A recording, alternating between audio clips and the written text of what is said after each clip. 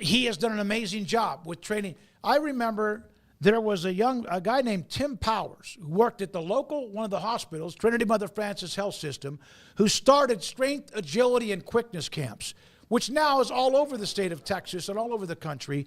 Bobby took that as well and turned it into a monstrous business, and he joins us now on 365 Sports. Bobby, thank you very much. Craig Smoke, Paul Catalina, Smokey with you. We were talking about Patrick yesterday. He's not known as at times being someone who's a dual threat quarterback. He was in high school, he was in college, and he can be. But yesterday, was it me or us? It looked like they were using him more in the run game and almost sent a message pretty early. Yeah, I think there was opportunity there, and I think that most people, including the Bills, weren't suspecting that. And what we did talk about throughout the week was how they've played us in the past. And one of the things that I do as part of my job with them is we look at the defensive personnel, not from a football coaching standpoint, but from a physical matchup standpoint. Knowing the physical capabilities of the players in the defensive unit and who they might pair with him, like Milano as his spy, the ways he can move well, the ways he can't. What we did know is that one of the safeties was out. We thought Hamlin would replace him.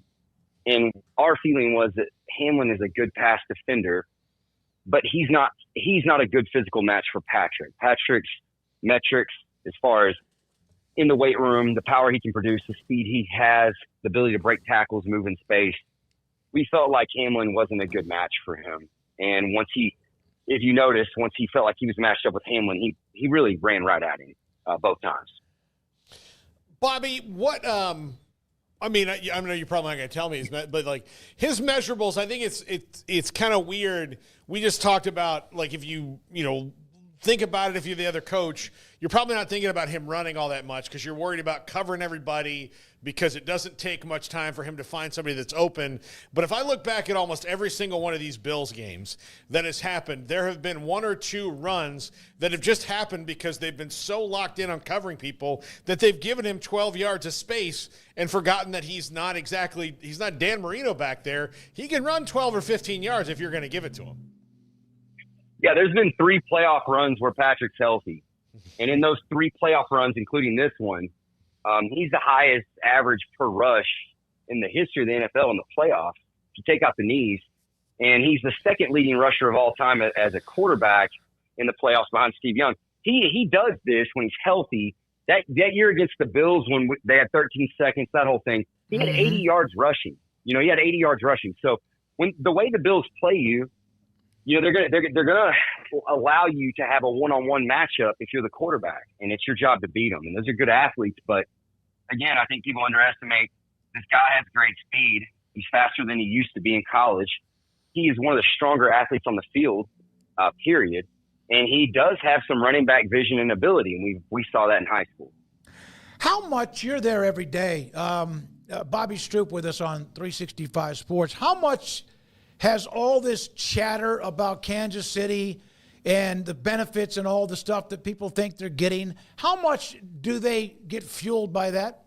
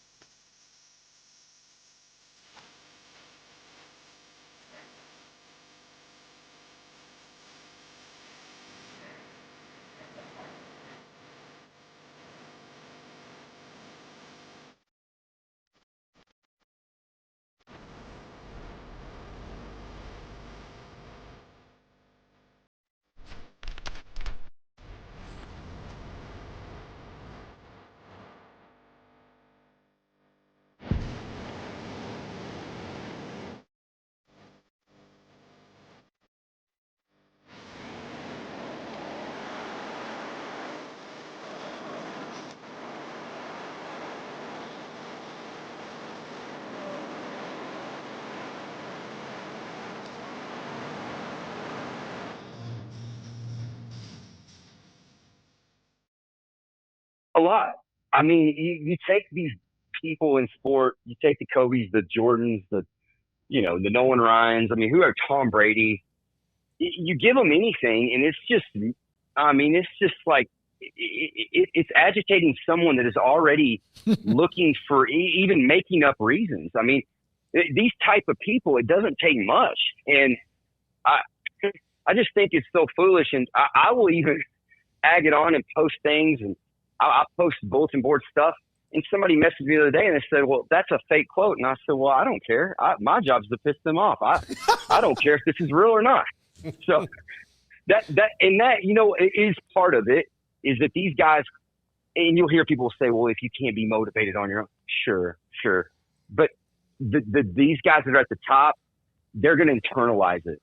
And when you're going to see it is when they make a big play or score a touchdown. That's when you're going to see that anger.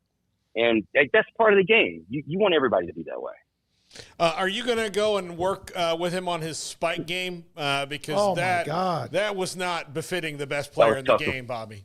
It's tough to watch. Yeah, I mean, that was tough to watch for all of us. I think on Twitter I was pretty clear. I was like, you know, the TD, the touchdown run was diesel. The spike was unacceptable. We're just not going to act like it wasn't. I think he just was so. I think it just caught him off guard, and I mean, he was obviously emotional, and it's just awesome to see it, man. You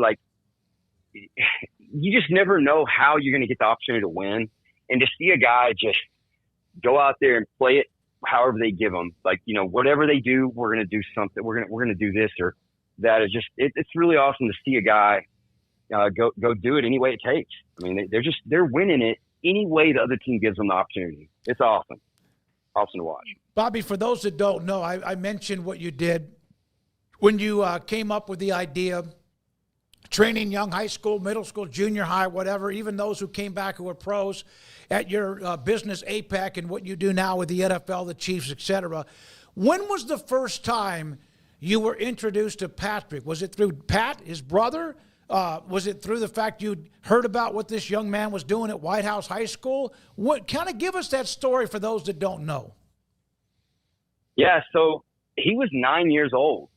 Yeah, I was running the speed camps, doing all the stuff at the public parks and getting started. And heck, I called you and was like, I got to get the word out. Yep. And you know, no one could figure out what I was trying to do, and it was hard for me to explain it, to be honest. And Pat Senior was working with us, and he was trying to make a little comeback attempt. And I had some of those the pro baseball guys, and he was in the group, and he just looked at me one day. He's like, hey, I think I could get Patrick. I think I could get my boys up here. This is pretty good stuff. And I said, that'd be awesome. And so I think that's how it happened. Is he just put him in the speed camps, and they're called speed camps, but it was really movement. And I just noticed, I mean, man, this kid, he does some things really well, but anything we measure, it's just he's not really great at it. But if we play any kind of game, there's any kind of reaction drill, something he's got something. And you know that crew he ran around with, Patrick didn't have to do any talking with Jake Parker and those guys around. Oh my God, yeah.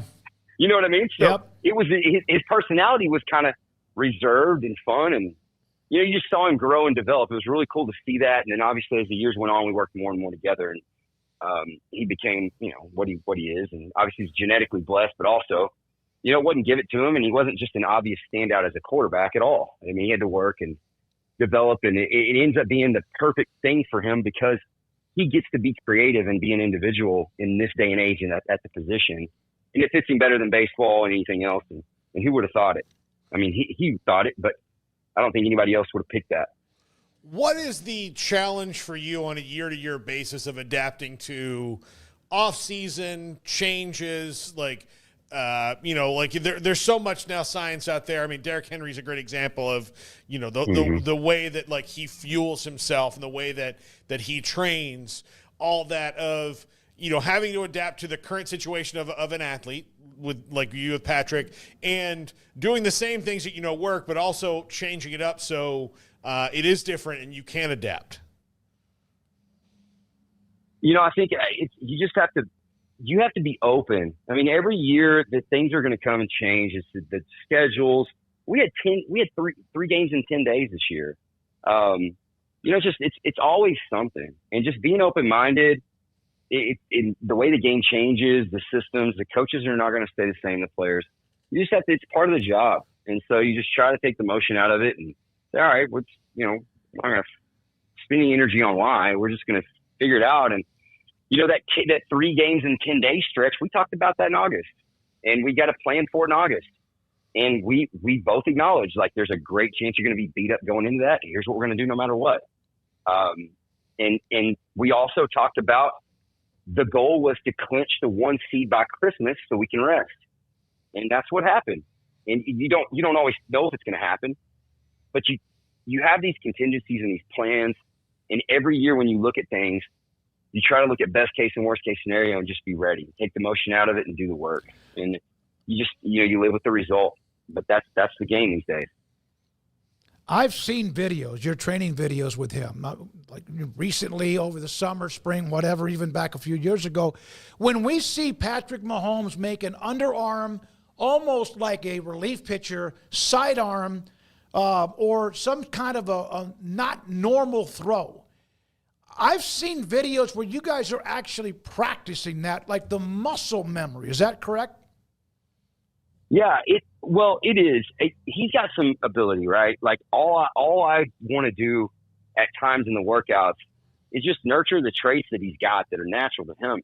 Like, let's develop the things God gave him, this signature uniqueness with the way he likes to see things. I mean, he looks at this position like a point guard, a shortstop, it's different. It's different. He's a distributor. He's not really just a thrower. I mean, it's obvious. That's why guys like Traeger, I just don't think they get it. Like, it doesn't all have to look the same. You have a job to do the job. Jalen does it like a lot of guys do it. But I think with the arm angles, for me, more of it is getting him in different movement patterns and trying to get him to get rid of the ball quickly and let him solve a problem. Because one of the best attributes Patrick has is he solves problems really well, and it's authentic, and it's just in the way that he sees it. And so if I can put him in environments where he's got to do that, then what we get is these arm angles. I'm not asking for him. He's not trying to do it. He's just solving problems quickly, and then it makes him comfortable in doing those things and obviously slows it down in the game. So I'd love to tell you that there was more of a process to it, but that's really all it is. Well, his instincts are insane. His instincts and football IQ, like pumping the ball when he's scrambling, he's past the line of scrimmage, but a defensive player's natural reaction is to stop. To try to block the pass, and then he just runs another 7 or 8 yards. It's unbelievable. I mean, he's playing a game the way you're supposed to play it. It's fun to watch. It's fun to be a part of. I think yesterday, God, we're all going to look back. I mean, we're all really blessed to be able to watch Josh and Patrick play each other. I mean, my gosh, this is there hasn't been a time like this in the NFL since Steve Young and Troy Aikman were playing, and you had Elway and that. We had so many good quarterbacks. We got that again. And I hope people are understanding what they're seeing. It's just we're having a blast, man. I mean, I hope we can pull this off, but it's been a fun ride, and we're going to give it our best, and we'll let the chips fall where they may. Do you still do baseball, like kind of themed workouts because of his development with baseball, because he was a multi-sport athlete is been kind of what maybe makes him unique in this era of over specialization, I guess? I think there's baseball influence. I think more you look at throwing, striking, ballistic movement, and you just look at common denominators of what is it that people need from a chain reaction that transfer force down the chain from the top down and then from the bottom up. And you look at the commonalities and you just pick those out. With baseball, it is different. I mean, pitching and quarterback is not the same. You don't get to decide what your platform is as a quarterback. I mean, the defensive line does usually. As a pitcher, the mound is the mound. You dictate the timing, the rhythm, the technique, and you get to repeat it. So you can train it different. Quarterbacks aren't throwers. They're not. They do throw, but there's a whole lot more to it. And so I think that picking some of those things out in this age of specialization is important. But nothing's better for development of athletes and cross training, playing different sports, competing with different skill sets, letting the brain develop a map system for the body where it can just do a lot of different things. And then that way, no matter what sport you pick, you've got this unique approach to it due to your experiences. And I think that's the best way to go about it. How much of, and you have been training athletes more than just Patrick Mahomes, but that's like right now the ultimate dude. You have a lot of others you train. How much watching Patrick and what he can do has brought people or contacted you, whether agents or players that said, I want to be a part of this too? You know, it's a double-edged sword. I'm blessed. I'm lucky. But when you have a client like this, most people are going to assume there is no time or opportunity, that this is it. And so there's two parts to it. And I wouldn't have thought that. Listen, this is not a complaint. When I got into this with Patrick and we took this next step together, as far as kind of being all in together, like a partnership, I talked to Tom House, who was Nolan Ryan and Tom Brady's guy. I talked to Tim Grover, who was Jordan's guy, and then Kobe's guy. And they both told me some things that were kind of shocking, and they ended up being true. And that one, it's the greatest job ever. It's the greatest opportunity. Two, you're going to be hated. You're going to be called a joke. You're going to be called a coat writer. And then also the next thing is people are going to assume you don't have time for anything else, and you're not going to get some of these opportunities. But then also, on the other side of the coin, you're going to get more opportunities than you ever, like the highest level of opportunities that you could have never earned for yourself, which is also true. And so while it is different, and yes, I do get to be in rooms or get in conversations I never would have had. There's another side of that. You know, you don't have the kids you don't get those young relationships that you learn so much from, that were the reason you get into this sport. So it's different, but there's no place I'd rather be. It's probably not what people think, but right. But then you also, you know, like a kid had a high ankle this year, Josh Downs for the Colts. Well, the Colts reach out. Josh Downs reached out. It's like, hey, I heard you're a guy that knows what to do here.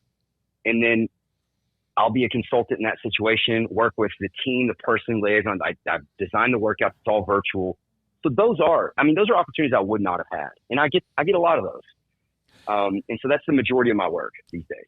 How much, and I would think unbelievably so, is Patrick Mahomes a listener? Here's the best quarterback on the planet, and there's 2 or 3 guys in the conversation, but none have the kind of trophies and all that he has. What kind of listener is he? How much do you guys pick each other's brain? It's a lot.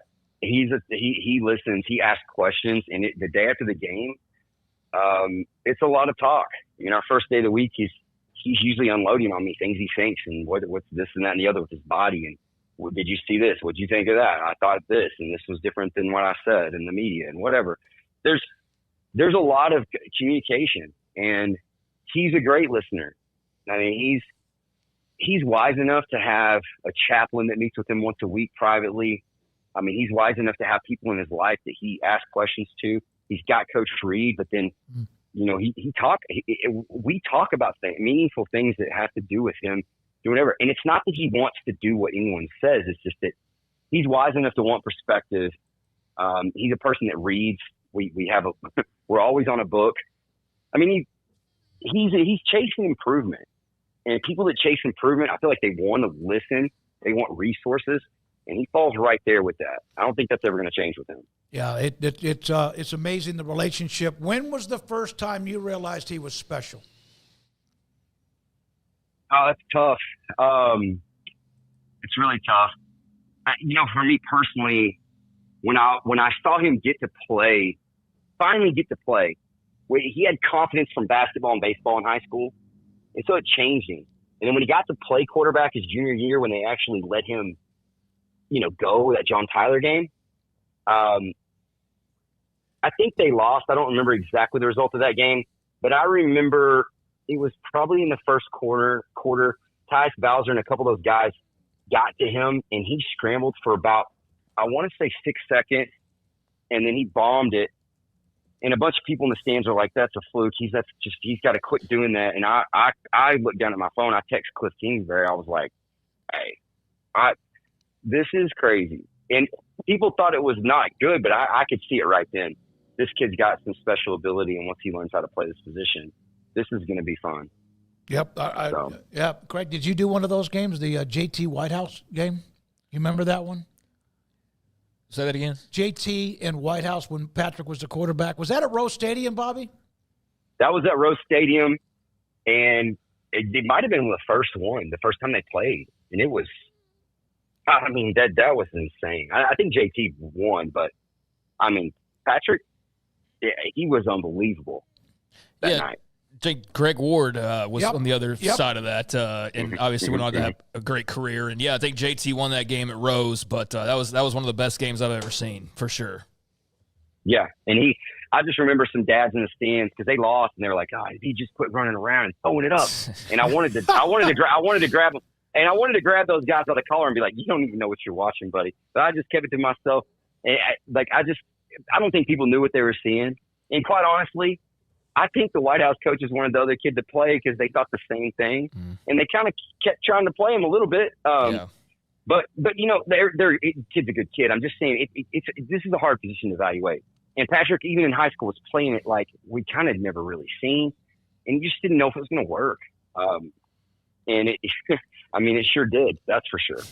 Bobby, thank you, man. Congratulations on the run. I know you're enjoying life, and I'll tell Patrick we said hi, and we'll be down in New Orleans at Radio Row covering the game. Look forward to seeing him when he's inducted to the High School Football Hall of Fame in May. Thanks for your time, and keep him healthy. Great game coming up with another a physical freak and someone like Jalen Hurts. Absolutely, man. It's going to be a good match. We respect him. I appreciate y'all having me on. Thanks for all you do, and I will certainly tell Patrick y'all said hello. Yes, sir. Bobby Stroupe, founder of APEC, and now Patrick Mahomes' personal trainer,